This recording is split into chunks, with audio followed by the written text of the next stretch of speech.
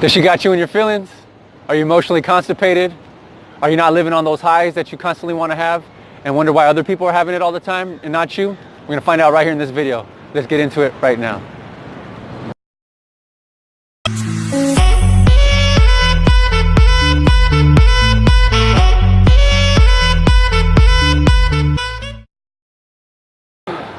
What's up, congratulators? I'm Xavier Garcia, and this is the Ultimate Psychology channel.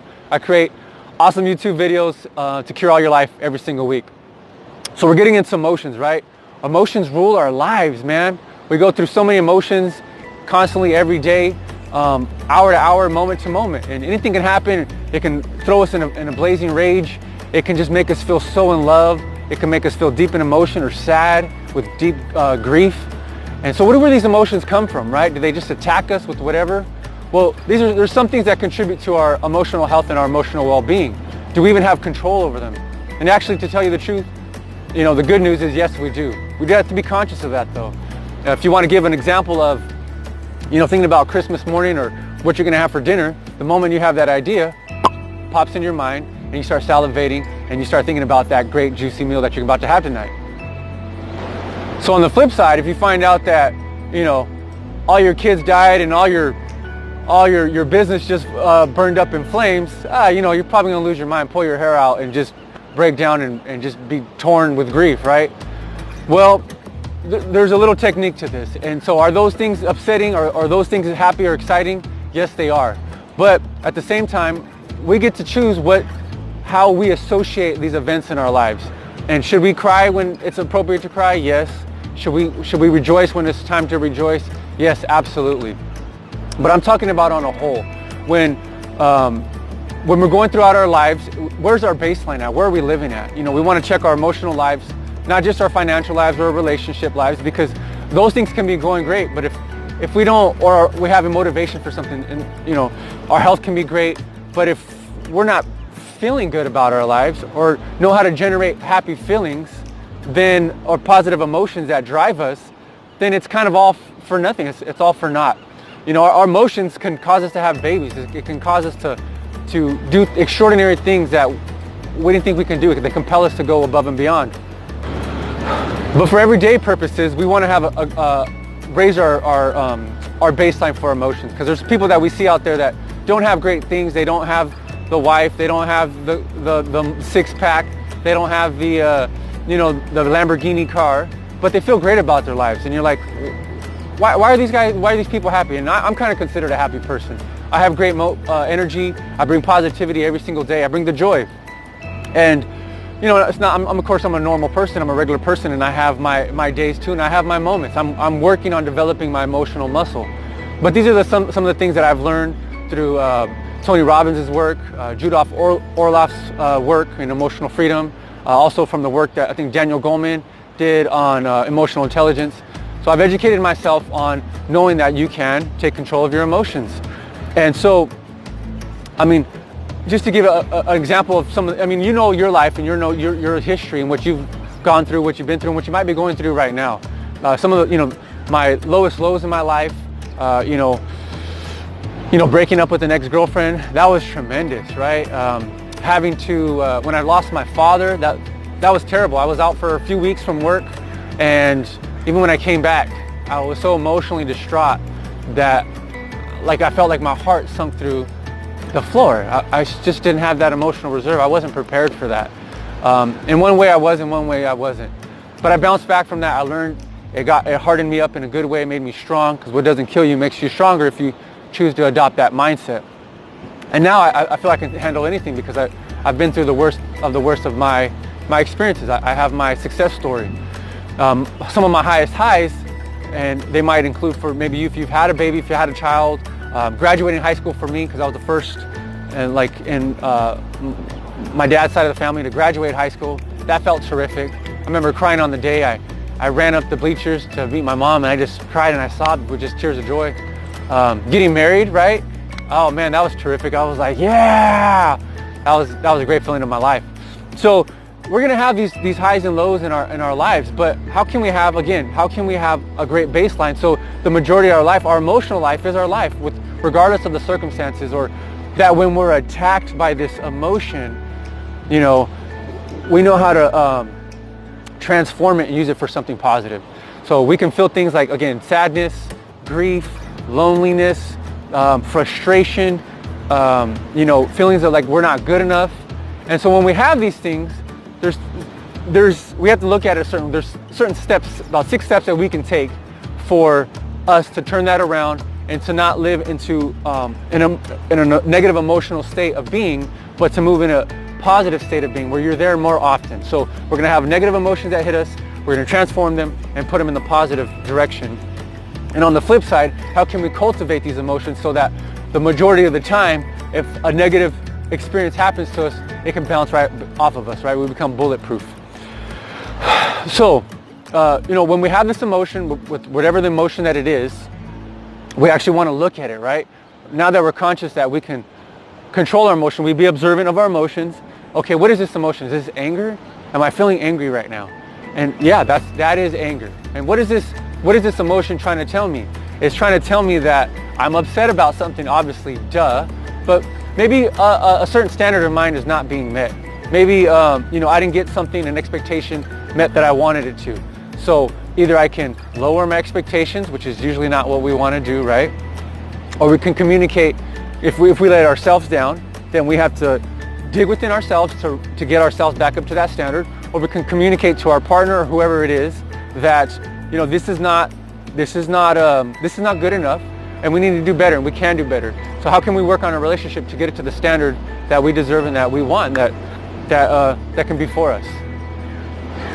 You know, I also know another you know, experience from my life. If I'm, you know, totally focused on my work, totally concentrated, and my wife wants to come in and interrupt, or my daughter wants to come in and wants to do a ballet show for me, I'm like, right? Can you guys leave me alone? I'm trying to focus.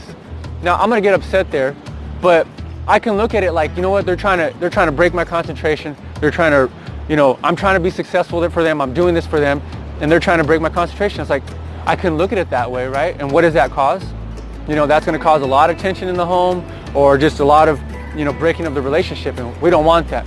How can I change my perception? I can look at it as like, oh, my family loves me. They want to spend time with me, and maybe I'm being a jerk because I'm focusing not enough on them, making them feel like they're first in my life before I go and work on my work. Because the work will always be there, but, you know, family first. Okay, and maybe I do need to train them to say, honey, babe, you know, at this time in my life, if you see this little, you know, this sign here that says do not disturb, that this is my time, unless it's an emergency. So I have to be able to set those boundaries up as well beforehand, so that we don't have incidences like that. And you do need to create and carve out time so that other areas, or at least I do, so that they don't, so there's no distractions, either it's with them or it's with work. So it's important to look at your emotions, you know, whatever it is that you're going through, and try to figure out what's the message that it's trying to tell you. And you can either change your perception of what it is. You could ask, you know, what does this mean? What else could this mean? That's a great question. When someone's yelling at you, you'd be like, what's wrong with you, man? And it's be like, you know what, maybe that person's having a bad day. And I'm not telling you to lie or to make believe that something's there that's not there, but I am asking you to give people benefit of the doubt and make positive assumptions. You can do that so that you're giving things a higher meaning. And you also have to allow these emotions to pass, because you're not your emotions. Just like your thoughts. You know, you have all these 70,000 thoughts a day. They just come in and out. So don't judge them. You want to be observant of them. I'm feeling this emotion. This is how I'm feeling. How can I use this to benefit me, that I can utilize it to be beneficial for myself and for others? So as we're mastering our emotions, we're going to be observant of them. We're going to look at them. We have to get out of our head for that moment. And that's a very difficult thing to do. It's a discipline that's going to take practice over time. But you're going to get better at it. You're going to master it. Be observant of it. Decide, how do I like this feeling? Do I like this emotion? Or do I want to change it? And go about having a way that you can change it. Do I need to vocalize something? Do I need to play some great music? Do I need to go for a walk? Do I need to do some exercises? Have something, you know, do I need to have some great food right now? That'll satiate me and change my state. So have some go-tos to know how to change your state. So that way they're not running you and you're running it. But if these emotions do scare you and you're overwhelmed and you're scared that you're not prepared for them because you haven't built the muscle. Well, now's the time to take some time out and start rehearsing, how you've gotten through these things in the past. Okay, how did you get through your anger? If you failed miserably, you didn't get through them. Maybe you beat somebody up, you got thrown in jail or something, or you lost your job, you got fired. Think about how that situation could have done differently, or look at role models on people who you might admire, who've mastered their emotions, can be role models for you. And that's sort of deal with anger. Like when it comes to sadness, maybe your depression has just got you so down in the dumps and you can't get out of it, and you've been there for 6 months, right? That's not a good place to be. Life is short and you don't want to spend your time there. Maybe you have something to feel guilty about or feel sad about, but that's where you have to reach out and you have to make the connection, whether it would be with the counselor, be with the person that you have a problem with, or maybe just your spiritual connection with God, and talk to God. He didn't make us to be sad, and life is a struggle and life can be difficult, but it's also supposed to be fun and it's supposed to be a joy, and may the joy of the Lord be your strength. But with whatever's happened, you're probably of a good age, whether you're a teenager, a young adult, or you're a seasoned, experienced person. You've experienced all these emotions, and how did you get through them before? We're going to rehearse how we got through those things. What did we do right? What can we do better next time? And then learn from that. So now you have that mental rehearsal. This should give you a little bit of a certainty that you can get through it again in the future. And now that we've looked at the past, look in the future when these emotions come up, because we're emotional beings, okay? We can choose to be emotionally constipated, emotional robots, and just choose not to feel, because life is painful and it's scary and we don't want to deal with it. So we're just going to be so stoic, we don't feel our feelings and nothing bothers me. But you're going to sell yourself short. Or you're going to be totally immersed in your emotions and they're just going to run you wild, and you're going to have no control, no direction, and you're not going to have the most amount of positive emotions for the longest period of time in your life, because you're just getting thrashed around. So we're going to get certain right now, get some certainty in our body that we can handle this thing in the future, regardless of any kind of emotion that it is. And since we've rehearsed it in the past of how we dealt with it, and we're confident that we've gotten through it and we can go through it again, we looked for anything, potential situations or circumstances or experiences that can cause that to happen again. And now we're going to meet it with this new expectation, with this new level of mastery, because we've rehearsed it in our mind. So when we meet it, it's happening, it's no problem. If I know I struggled with my daughter, waking her up in the morning sometimes, and it's just like, do we have to go through this again? And it's like, get up already, right? Levántate. And I was like, you know what? This is not working. It's damaging our relationship. It's damaging my emotional health, my physical health, because I'm going into these blind rages, not that bad, these streaks. And so I remember getting ready, and I was like, okay, I have to prepare myself that we've had great mornings before, and nice ones, perfect ones. And what do I need to bring to the table for this? And I know when I go in with a good mood, whether she's not in a good mood or not, I'm already doing half the battle as one, because I'm one half of that component that's pouring in the energy.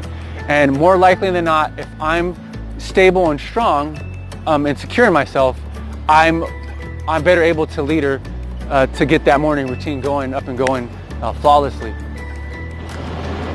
So get excited, guys. Emotions are a beautiful thing. We want to have them in our lives. We want to embrace them, use them to our advantage to propel us to do better things in our lives. And they just kind of color our world. So don't be afraid of them. Again, use them to your advantage. And get excited for that, knowing that whatever comes next, you're going to be able to handle it. And if it's not the next thing, you're going to get more practice until you develop this emotional mastery. Because as you do, you won't be living in reaction mode. You'll be living in proactive mode, and you'll be creating a positive life for yourself. So I hope you like this video. I hope you develop that emotional muscle, that those happy feelings in your life constantly. You can start saying, I feel terrific, I feel happy, I feel wonderful. It feels so good to be alive. And I'll see you on the next video. Comment below what kind of emotions that you're struggling with, how you're going to turn them around, or even some of your greatest emotions that you've experienced in your life, and what kind of progress you're making with your emotions. I'll see you on the next video, and until then, love with freedom. Thank you very much.